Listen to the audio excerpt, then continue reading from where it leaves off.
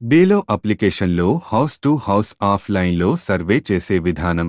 ముందుగా application open చేసిన తరువాత పైన నావిగేషన్ ఆప్షన్ పై క్లిక్ చేస్తే అందులో ఎలెక్టార్ డేటా సింక్ అనే ఆప్షన్ కనపడుతుంది. దానిపై క్లిక్ చేస్తే ఆన్లైన్ మరియు ఆఫ్లైన్ అనే రెండు ఆప్షన్స్ వస్తాయి. అందులో ఆఫ్లైన్ పై క్లిక్ చేస్తే టోటల్ ఎలెక్టార్ డేటా మరియు టోటల్ వెరిఫైడ్ హౌసెస్ అనే రెండు ఆప్షన్స్ కనిపిస్తాయి. వాటిలో రెండు ఆప్షన్స్ పక్కన సింక్ నావ్ అనే ఆప్షన్ ఉంటుంది. దానిపై క్లిక్ చేస్తే టోటల్ ఎలెక్టార్స్ డేటా మరియు ఇప్పటివరకు మనం వెరిఫై చేసిన ఓట్స్ అన్ని సింక్ అవుతాయి. ఈ సింకింగ్ ఆప్షన్ ఒకసారి అప్డేట్ అయితే 24 గంటల తరువాత మాత్రమే మరల అప్డేట్ అవుతుంది.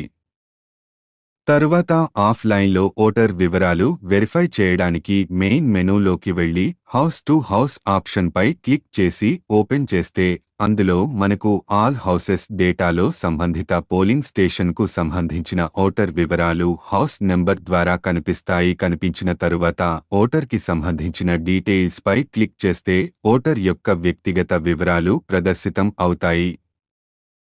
అందులో ఉన్న ఓటర్ యొక్క వివరాలు సరిగా ఉన్నాయా లేదా, అన్నీ కరెక్టుగా ఉన్నాయా లేదా అని సరిచూసి రిమార్క్స్ కాలంలో రిమార్క్స్ టైప్ చేసి రివ్యూ పై క్లిక్ చేస్తే ఎడిట్, సేవ్ మరియు సబ్మిట్ అనే ఆప్షన్స్ ఉంటాయి.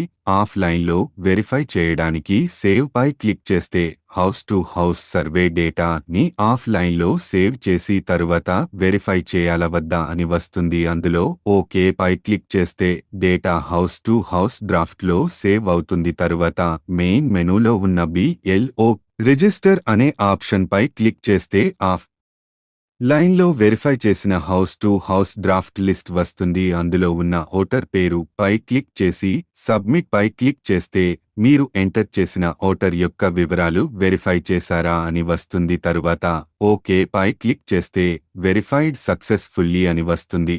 లేదా మనం వెరిఫై చేసిన డేటా ని ఆన్లైన్ నందు సబ్మిట్ చేయడానికి సబ్మిట్ బటన్ పై క్లిక్ చేస్తే have you verified the entered information అని వస్తుంది. అప్పుడు ఓకే పై క్లిక్ చేసి సబ్మిట్ చేస్తే వెరిఫైడ్ సక్సెస్ఫుల్లీ అని వచ్చి డేటా సబ్మిట్ అవుతుంది.